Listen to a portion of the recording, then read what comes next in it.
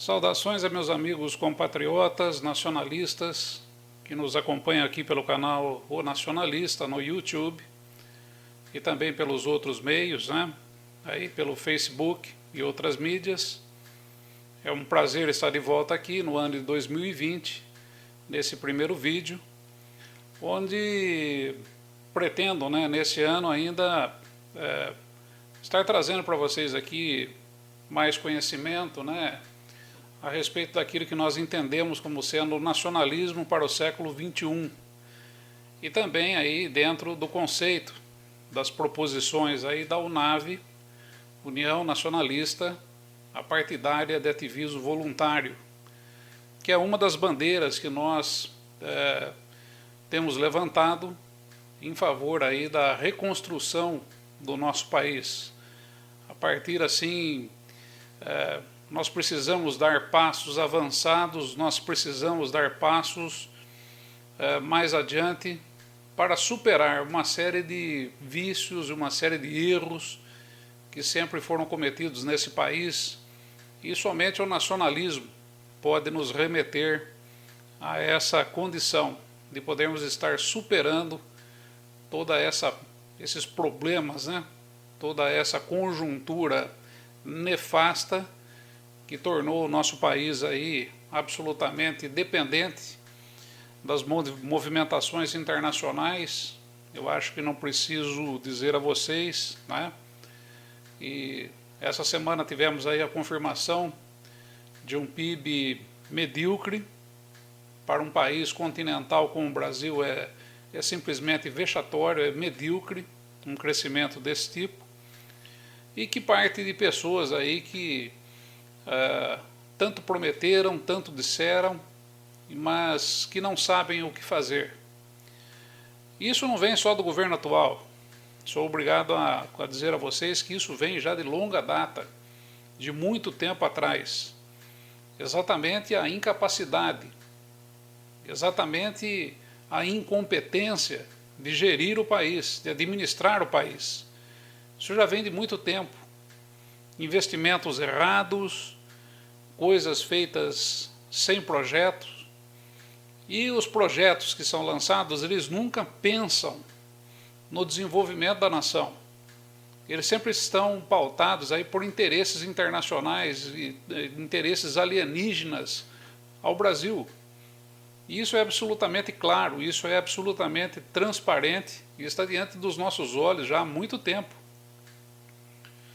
E para mim, às vezes, e para outros compatriotas aí que compartilham comigo uma série de ideias, uma série de proposições e proposituras, né, a respeito desse país aqui, para nós é absolutamente claro tudo que vem acontecendo. Absolutamente claro. O sistema simplesmente derrotou o nosso país, colocou esse país de joelhos. E é o momento, talvez último e único, de nós tentarmos resgatar isso. E vou dizer mais, não vai ser fazendo manifestaçãozinha contra um ou outro poder dessa nação aqui que isso vai se resolver. Esse país não precisa disso, esse país precisa de pessoas competentes, capazes no comando da nação. É bastante simples, é muito simples isso. E essas pessoas que estão aí, de A a Z, não exclua ninguém, não exclua, desde o presidente da República até o vereador mais da menor cidade desse país aqui, são todos incompetentes. Todos incompetentes. E são pautados por interesses de partidos políticos, os mais mesquinhos possíveis. E nós estamos submetidos a isso. Nós estamos submetidos a pessoas incompetentes o tempo todo.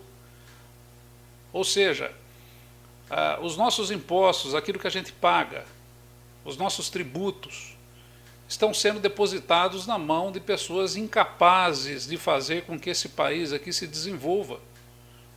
Absolutamente incapazes. E é isso, e pautado por isso, pautado por um PIB medíocre num país continental como o Brasil, que hoje eu vou estar trazendo aqui para vocês um áudio, né, que eu tive com o meu amigo José Buzolin Toledo, da UNAV também, uma grande figura, uma pessoa absolutamente à frente do seu tempo, que abre mão de ser aquela figura retrógrada, ser aquela figura absolutamente atrasada. Ele é uma pessoa mais experiente do que eu, ele é uma pessoa com mais idade do que eu, mas possui um conhecimento, uma visão bastante ampla de tudo que está acontecendo. Também, ao lado também de outros compatriotas valorosos que nós temos aí. E entre eu e ele existe uma certa empatia na questão da tecnologia, na questão do desenvolvimento, porque tanto ele como eu trabalhamos aí a nossa vida no desenvolvimento de projetos, por desenvolvimento de materiais, de equipamentos, tudo isso buscando, sempre fizemos isso com o máximo empenho, com o máximo interesse da nossa parte em estar promovendo o bem-estar, estar promovendo aí, sempre nos encontramos, nos achamos, né, principalmente importantes. Assim como muitos outros aqui dentro desse país aqui sempre se esforçaram para o desenvolvimento de tecnologia, para o desenvolvimento da nação, né?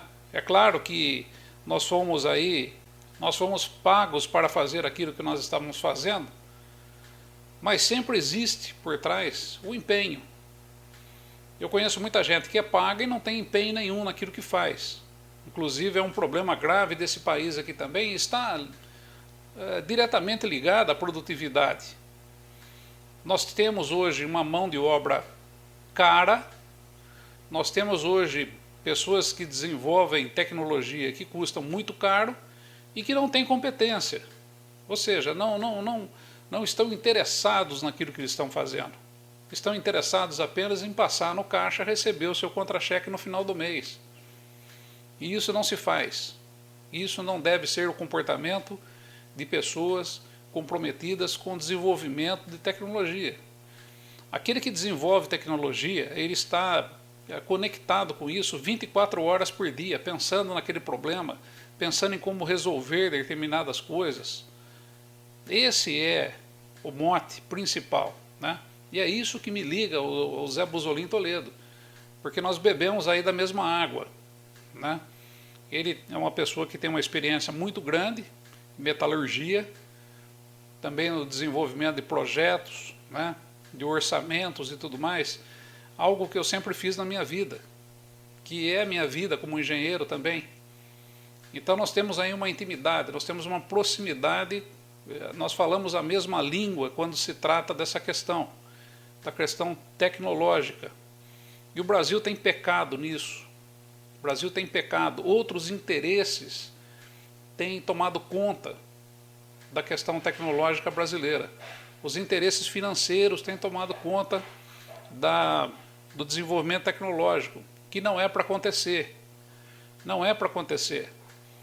Eles preferem estar colocando dentro do país alguns projetos e algumas coisas que deixam comissão para gente incompetente. E somos então obrigados a viver aí à mercê da compra da tecnologia de outros países, somos obrigados aí a fornecer nossas matérias-primas. Inclusive aqui cabe um adendo muito importante, algo que eu tenho inclusive colocado dentro dos meus perfis aí, né? A tecnologia sem as matérias-primas não vale nada. E o Brasil é riquíssimo nisso. De nada adianta você ter, por exemplo, uma tecnologia em metalurgia altamente desenvolvida se você não tiver minérios de ferro, se você não tiver componentes químicos outros aí para você estar fazendo aquela liga que você precisa. Não vai adiantar nada, né? E foi numa conversa informal, né? Inclusive eu pedi até autorização do Zé Buzolin para estar colocando, né? Que essa semana nós tivemos aí o anúncio do PIB, né?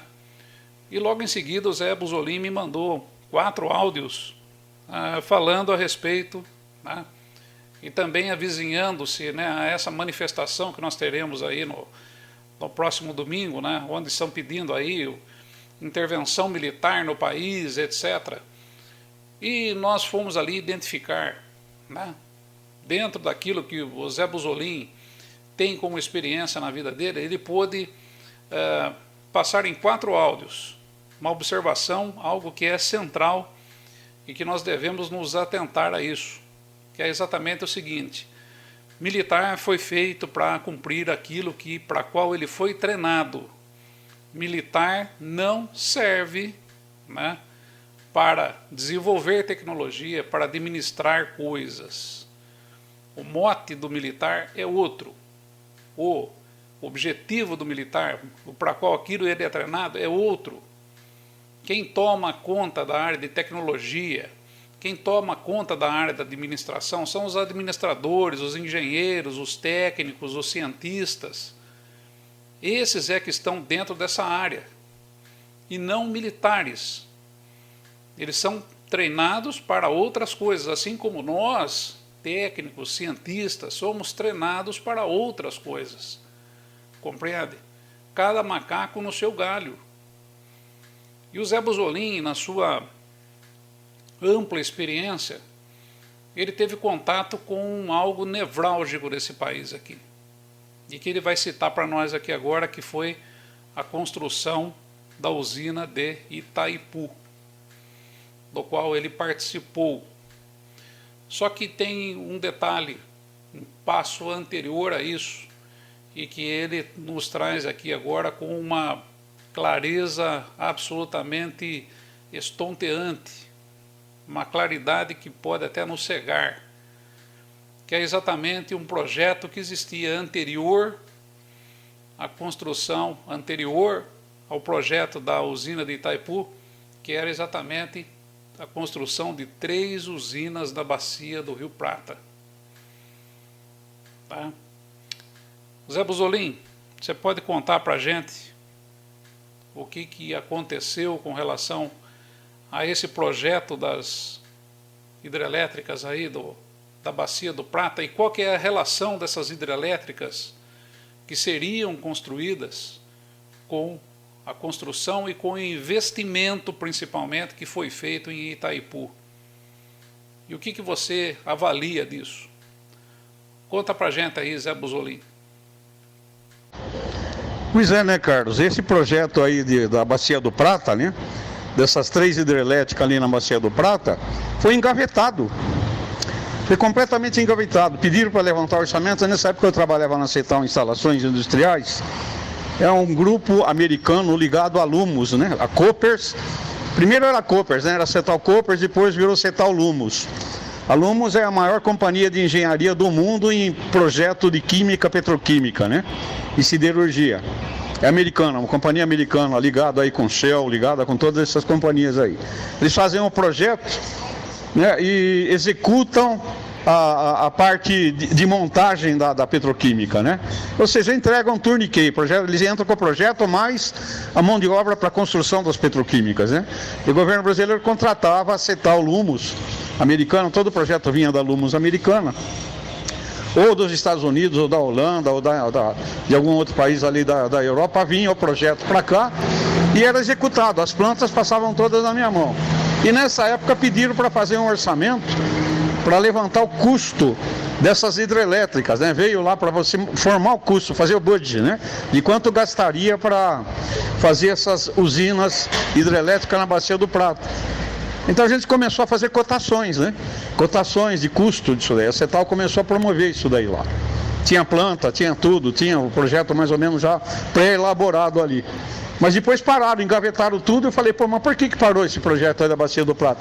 Não, porque vão fazer Itaipu no lugar dessas 3 usinas. E a gente levantou, né? O custo de Itaipu, porque tinha já o custo de Itaipu, e o custo dessas 3, ou seja, ela custaria praticamente a metade do que custou Itaipu, né?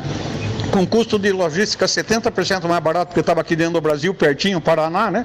Bacia do Prata, não tem toda essa distância até a divisa com o Paraguai, mas tudo foi feito por causa do tratado de guerra que teve, que é aquele tratado dos 100 anos, né? Porque quando o Brasil fez a guerra com o Paraguai, do Rio Ivinhema para baixo, não sei se você conhece ali Presidente Prudente, Presidente Epitácio, você passando ali Presidente Epitácio, você pegando qualquer rodovia de terra, descendo, né, você, acho que depois de uns 60, 70 quilômetros ali de Presidente Prudente, que atravessa Paranapanema, né, Paranazão, você tem uns 60 quilômetros para frente, tem uma estradinha de terra que você desce, que vai lá para Angélica, vai para o Rio Ivinhema, você atravessa o Rio Ivinhema, e do Rio Ivinhema até a divisa com o Paraguai era a terra Paraguai, que foi conquistada em guerra, entendeu? Para não discutir esse tratado, não ter que fazer isso daí, deram a concessão da metade de Itaipu. Pagaram a construção de Itaipu para os paraguaios. Inclusive geraram emprego lá, né? Porque toda a mão de obra do lado do Paraguai era feita para os Paraguai trabalhar. Paraguai é 50 Hz a frequência, o Brasil é 60 Hz. Ainda teve toda essa problemática, né? Porque as bobinas, todo o material tinha que trabalhar com 50 Hz do lado de lá, né? Do lado do Paraguai e do lado brasileiro. Então, quando você comprava bobina solenoide, qualquer coisa que você tivesse que pedir, metade era para o Paraguai e metade era para o Brasil. Metade com frequência de 60, metade com frequência de 50 Hz, que era para atender os paraguaios, né? Eu não sei se a CETAL ainda tem dados dessa época das 3 usinas hidrelétricas que foi levantado custo para a construção, né? Estamos fazendo budget, fazendo orçamento para orçar quanto ficaria para montar essas usinas hidrelétricas na Bacia do Prata, entendeu? E ao mesmo tempo, paralelamente, estava se levantando custo para Itaipu, né? E o custo de Itaipu, obviamente, era no mínimo 2, 3 vezes maior, tá? No mínimo 2, 3 vezes maior, mas resolveram, para não ter que discutir uma retomada de território por guerra, né, para os militares não ter que discutir isso daí, né? Militares de Araque, né? Porque o que foi conquistado em guerra não se discute, se tome e pronto e acabou, né? É custo, né? Ou seja, os países aí que entraram em guerra, aquilo que foi conquistado não tem tratado, não tem trato, inclusive gera dívida, né? O Brasil deveria ter exigido dívida de guerra para o Paraguai e não ter entregado benesses para o Paraguai, né? Ou seja, quem saiu lucrando foi o Paraguai nisso daí, né? Teve um alto lucro em cima disso, né? Teve um alto lucro. Até um engenheiro da CETAL na época falava, poxa vida, Toledo, olha, estamos fazendo essa Itaipu aí, mas o custo disso é bem maior, podia ser feito aqui dentro do país, com logística, tudo pertinho aqui para se entregar, né? Não, os militares insistiram em desenvolver a Itaipu binacional, né? Por quê? Para não discutir justamente essa condição que ficou no tratado dos 100 anos, né? Não sei se você tem condições de procurar, procura o tratado de 100 anos aí que teve com o Paraguai pós-guerra. Aí você vai ver, vai entender, tá? Então tem toda essa história aí, o nome da empresa era CETAL, Instalações Industriais, o setor de compras ficava na Rua Minas Gerais. Depois nós passamos lá para o Conjunto Nacional, Orça 2, né? Desativou ali na Rua Minas Gerais, em São Paulo, que é uma travessa da Angélica, né? Uma paralela da Angélica, fomos lá para o Orça 2, na Avenida Paulista. Ela era primeiramente coligada com a Koppers americana, depois a Lumos comprou a Koppers e se inteirou. Hoje, se eu não me engano, a CETAL chama CETAL Toyo, que é ligada com a Toyo do Japão, tá? É ligada com a Toyo do Japão. E estava envolvida também no esquema aí da Lava Jato, viu? Pode ver que os diretores da CETAL Toyo hoje responderam um processo também na Lava Jato perante o Sérgio Moro. Está todo mundo envolvido, né? Aquela plutocracia que ganhava muito dinheiro com isso daí, né? Ganhava muito dinheiro com isso daí. Então vem desde essa época aí, tá? Veio lá os projetos Sudan, Sudene, Cadan, né? Tá tudo aí, tudo dessa época aí, né? Das construções aí das rodovias, da Transamazônica e todas essas tranqueiras aí. Então é por aí você vê, né? Fizeram sim, desenvolveram a nação a troco de dívida. Fizeram muita dívida, muito empréstimo estrangeiro, beneficiaram muito empresas transnacionais aqui dentro do país, para poder construir química, petroquímica, refinaria do Duque de Caxias, refinaria de Paulínia, Copene, Companhia Petroquímica do Nordeste, Copesul, que depois parou o projeto, né? Iniciou e parou o projeto, todo esse tipo de coisa. Ou seja, não teve andamento. Teve agora depois, né? A Copesul, Companhia Petroquímica do Sul, né? Mas acabou o dinheiro, né? Depois da Copene, Companhia Petroquímica do Nordeste, já tinha o projeto da Copesul, estavam desenvolvendo, levantando o budget da Copesul e parou tudo. Parou tudo. Nessa época eu estava na Ultratec, no Grupo Ultra, fazendo a plataforma de namorado 1. Né? Aí a plataforma de namorado 2, a Ultratec, subiu muito o preço, queria ganhar muito, perdeu o projeto. Quando a empresa de engenharia perde o projeto, o que ela faz? Corta a cabeça. E eu fui um dos, né, que estava no corte de cabeça lá dentro, entendeu? Aí depois fui trabalhar na Voith, fiquei 17 anos na Voith, nessa empresa alemã em São Paulo. Mas tinha passado pela Cetal, né, que fazia química, petroquímica, siderúrgica, pela Cleplan, que fez as 2 centrais de moagem de clínica de gesso de Itaipu, fizemos a Cesita, o Alto Forno 2 da Cesita, a Cosipa, o projeto da Cosipa também foi da Cetal e da Cleplan, da Alto Forno 2 da Cosipa, e depois eu fui para o Grupo Ultra, onde eu peguei a Pasquim, onde terminei um projeto que era uma unidade de satélite lá da Copene, Companhia Petroquímica do Nordeste, chamava Isocianatos do Brasil, onde produzia um gás altamente explosivo. Dependendo da concentração dele no ar, ele explodia sozinho, né? Chamava tolueno de isocianatos. Não sei se você conhece esse produto, mas chama tolueno de isocianatos. Não, a empresa chama Isocianatos do Brasil. Passou a Uniroyal, passou a União Carbide, passou todas essas empresas aí. Todos esses projetos. Monsanto aqui em São José dos Campos para fazer H2SO4, né? Ácido H2PO4, ácido fosfórico, né? Ácido fosfórico. Então tudo isso daí, esses projetos passaram todos, por isso que eu tenho um bom conhecimento do que aconteceu na época, entendeu, Carlos? Mas é bem por aí. Fica aí o histórico então para você. Eu já escrevi sobre isso na internet, já cheguei a comentar, a tecer comentários sobre isso daí, nesses comentários que a gente faz abaixo, né? O pessoal leu, gostou, você entendeu? Mas o pessoal não assimila. Né? Essa turma não assimila o que realmente aconteceu, né? Fizeram sim, bastante dívida. Mais um detalhe que eu lembrei aí, viu, Carlos Henrique? Tem aquele caso que eu citei do projeto Sudene, Cadan, né? Que era para desenvolvimento da Amazônia, né? Teve aquela época que chegou aqui também o tal do Ludwig, um cidadão americano, com o projeto Jari, para extração de Caulim do Pará, né? E ali, filho, foi dinheiro pra caramba, isenção de impostos pela Sudene, pela Sudan, toda aquela isenção, entendeu? Toda aquela isenção que teve na época, né? Não sei se você se lembra disso, né? Dos projetos para desenvolvimento da Amazônia, né? O Cadan, Sudan e Sudene, né? Superintendência de Desenvolvimento do Nordeste e a Sudene, Superintendência de Desenvolvimento da Amazônia. Né? Ou seja, os dois é ligado a Cadan também, projeto Cadan, né? Deram N benefícios. O Ludwig trouxe uma máquina de papel e celulose para extração de Caulim, da região do Pará, explorou bem a região, usurpou bem, né? Trouxe uma máquina de papel do Japão, veio de barco, né? Veio flutuante de cima de um navio, se atracou ali no Rio Jari e exploraram bem a terra lá. Depois que a máquina virou sucata, quem comprou a máquina foi o governo brasileiro, aí, da época dos militares, no final da época dos militares. Ainda pagamos o custo de uma máquina podre, apodrecida para o Ludwig, né? Esse investidor, esse empresário americano que investiu aí na Caulim do Pará.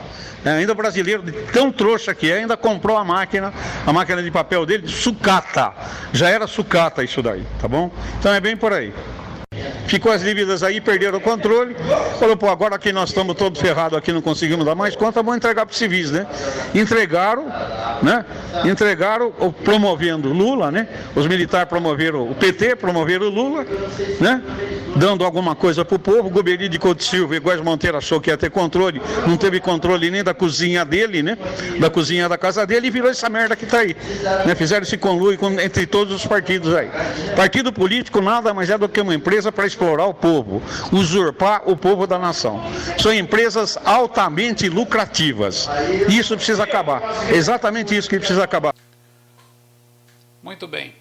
como vocês puderam ouvir aí na declaração do meu amigo José Buzolin, a coisa é um pouco mais complicada, a coisa é um pouco mais, o buraco é mais embaixo do que aquilo que a gente imagina, não é mesmo?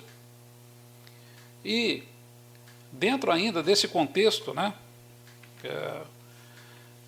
a questão do PIB brasileiro, que está intrinsecamente ligado, né, ou seja, ele espelha todas as riquezas produzidas por um país durante o ano todo, os investimentos feitos pelo governo, aquilo que a agricultura arrecadou, aquilo que a indústria produziu, aquilo que o comércio produziu, tudo ali somado, tudo ali dentro.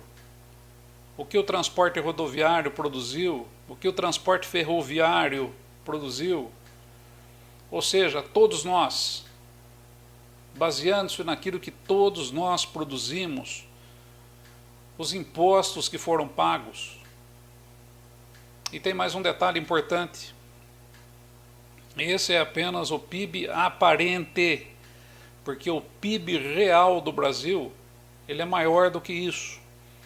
O grande problema é que eles nunca falam no PIB real, eles falam sempre no aparente. Porque o real, o PIB real do Brasil, dele é descontado aquilo que nós pagamos de juros de dívidas. Juro de dívidas. E daí nos é apresentado apenas o líquido da coisa. O PIB real, aquilo que realmente foi arrecadado pelo país, aquilo que foi juntado pelo país, através de todas as suas atividades, todas as atividades econômicas, em todos os segmentos, desse grande montante é descontado uma parcela absolutamente gigantesca, gigantesca, para pagamentos de juros de dívidas, de investimentos mal feitos, investimentos ruins, dinheiro jogado fora, que os governos, incluindo esse daí e mais outros, fizeram e simplesmente deixaram a bomba para que nós pagássemos. E agora nós temos aí uma encalacrada, algo muito difícil porque o governo atual não sabe o que fazer. O governo atual não sabe para onde vai. E aí nós temos o centro da questão. Sempre se falou nesse país aqui que nós temos uma ociosidade dentro das nossas empresas, das nossas indústrias. E quando o crescimento voltasse, seria uma maravilha, porque a ociosidade de máquinas que estão paradas pelo Brasil afora, elas iriam funcionar, iriam trabalhar, e assim então nós atingiríamos uma produção enorme de produtos e tudo mais. Mentira! Isso é mentira. Inclusive essa semana o secretário Monsueto Almeida comentou que ele fica muito preocupado, ele não está dormindo à noite com preocupação, porque um PIB de 1,1%, alguma coisa está errada. Está errada sim, Monsueto. Está errada sim. O que está errado é o seguinte, a indústria brasileira não está apenas ociosa, ela está também obsoleta. Obsoleta. Essa ociosidade toda, não adianta se você tem lá máquinas antigas, se você tem aí pessoas incapazes, incapacitadas, que foram sendo substituídas, pessoas com grande capacidade técnica foram sendo colocadas para fora, foram sendo colocadas de lado, em favor de economia, com salários. Essa é a grande verdade, essa é a realidade. Conheço pessoas geniais aí que estão aí encostadas. Estão meramente, simplesmente encostadas, porque possuem uma capacidade extraordinária, só que as empresas não querem pagar aquilo que vale. Por que eu vou ter um engenheiro ganhando 15 mil reais se eu posso contratar 4 ou 5 engenheiros recém-formados ganhando 3 mil cada um. Pois é. E daí então, o Zé Busolin, eu gostaria que você comentasse para a gente um pouco sobre a quebradeira da indústria nacional e a sua avaliação a respeito disso. Vamos lá, Zé. Então teve toda essa problemática, né? Até as válvulas Schrader ali em Jacareí, né? Fechou, quebrou também na época do Fernando Henrique, logo depois do Fernando Henrique, né? Não, foi na época do Fernando Henrique mesmo. Deixa eu ver se foi. Não, depois. O Fernando Henrique começou, quebrou a empresa, eles fecharam a fábrica aqui no Brasil, né? A válvula Schrader, né? E outras empresas, e tantas outras empresas que quebraram em cima disso daí, né? A própria Vibasa, que tinha condições, eu falei para você de fazer, tinha fundição para 300 toneladas, né? Tinha forjaria para peças de 300 toneladas, tinha condições de fazer virabrequim de navio ali, para você ter uma ideia. São poucas empresas do mundo que tinham uma forjaria do tamanho que a Vibasa tinha. Quebrou, né? Uma vez eu entrei na fundição da Vilares, lá em São Caetano do Sul. Quem estava como diretor de liga de aço lá é o filho do Wolfgang Sommer, que era diretor e um dos sócios da Brasimet, lá na Avenida das Nações Unidas, né? E o filho dele estava como diretor lá, a parte de liga. Depois que eu tinha feito aí as turbinas de Itaipu na Voit, veio as turbinas de Wuqianxi na China. As turbinas brasileiras foram feitas em aço SAE 1050, tratado e beneficiado termicamente com sistema de resfriamento fog spray, né? Você tem uma névoa, um ventilador enorme com névoa de água, tira ela aquecida e faz o tratamento dela com essa névoa de água. Mas os chineses exigiram uma liga de aço inox martensítico tratado termicamente também. Mas não pediram em aço 1050, porque o aço 1050 tem uma certa durabilidade, tem que fazer manutenção sempre, todo esse tipo de coisa. E a de inox, que os chineses pediram, não precisa nada disso, né? É aço inox martensítico. E eu desenvolvi a liga na Vilar, é a X3 cromoníquel 13.4, se eu não me engano. O X5, não sei se era X5 ou X3 cromoníquel 13.4, tá? E dá uma liga de inox aí, né? Eu desenvolvi com o Sommer lá na Vilares. Eu entrei na Vilares uma vez lá em São Caetano, falou: Toledo, vem cá, vamos dar uma volta aqui na fábrica comigo. Eu entrei na parte de usinagem leve lá, né? Quando eu entrei, bicho, eu tomei um susto, tudo parado. Não tinha ninguém nos tornos. Totalmente parado. O que aconteceu? Tivemos que dispensar todo mundo. Estamos desativando essa área de usinagem leve aqui. Aí ele me contou que nessa época eles estavam desenvolvendo também aço. Eles produziam aço aqui para vender para a BMW na Alemanha. Então eles vendiam aço e a BMW fazia as válvulas do motor da BMW, do carro BMW, lá na Alemanha.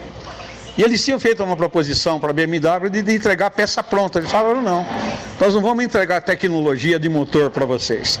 Vocês continuam fornecendo o aço e nós fazemos as válvulas aqui. Essa tecnologia é nossa, não podemos passar essa tecnologia para vocês. Obviamente, né? É aquilo que eu comentei, né? O país ele fica somente na área de entregar as riquezas que tem. Ou seja, a matéria-prima bruta. Né? O desenvolvimento tecnológico ele não visa, ele só vê o crescimento econômico, entra dinheiro para crescer dessa forma, né? Que não é desenvolvimento, né? Isso aí acontece em todo lugar, viu, Carlos? Acontece em todo lugar. Tecnologia não fica aqui, você não desenvolve tecnologia, não desenvolve. E mandava o aço para lá. Você entendeu? Eles não permitem mesmo, né? E segundo a Constituição Federal, toda a tecnologia que for feita, tinha que ser repassada aqui no Brasil, inclusive da área química, petroquímica, siderúrgica, nada foi repassado para as universidades. Isso está dentro da Constituição, isso daí, né? Nada disso foi passado.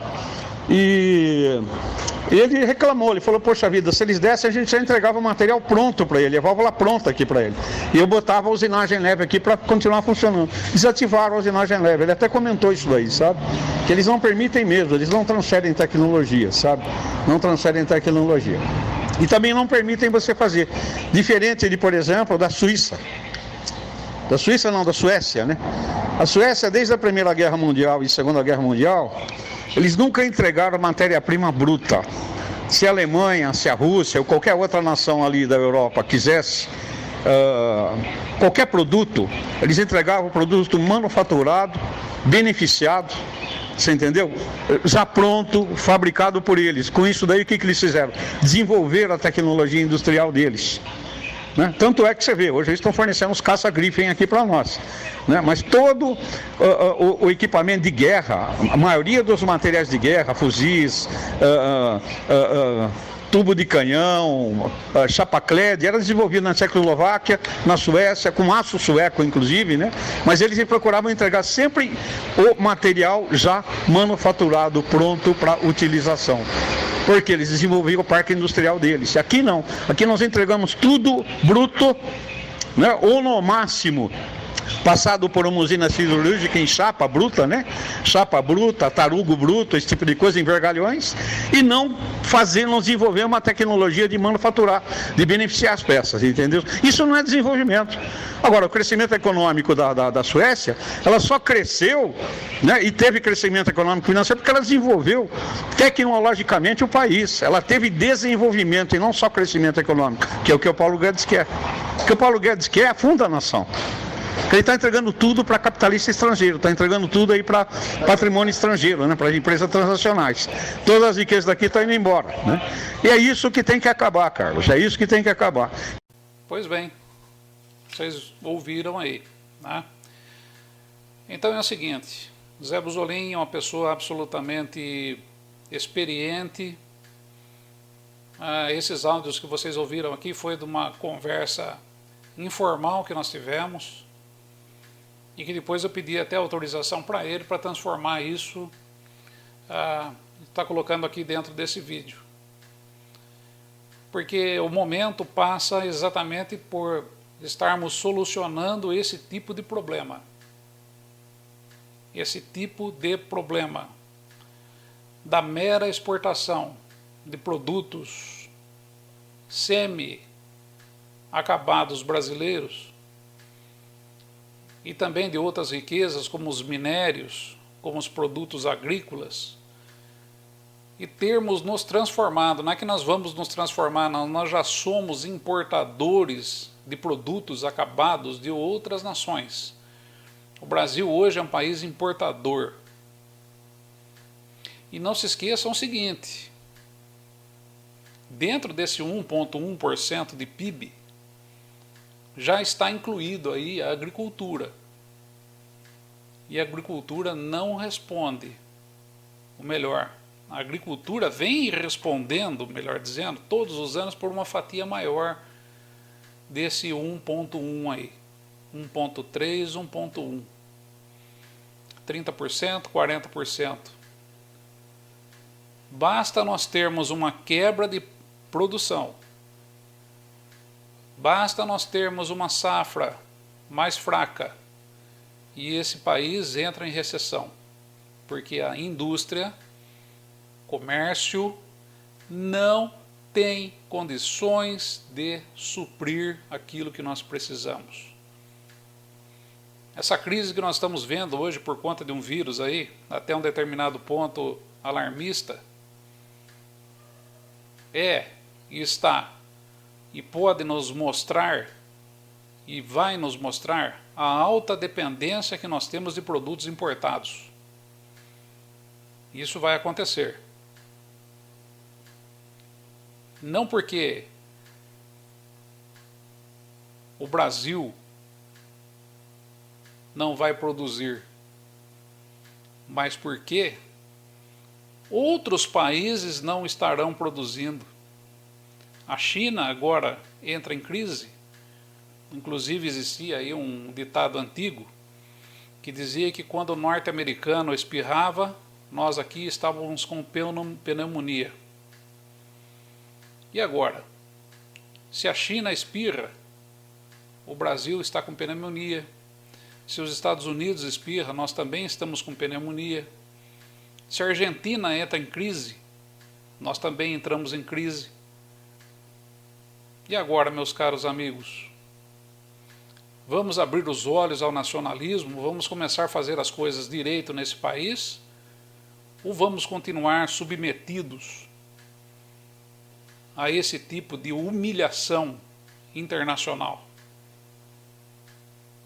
Obrigado a todos, espero voltar oportunamente e trazer aqui para vocês mais algumas observações. Obrigado.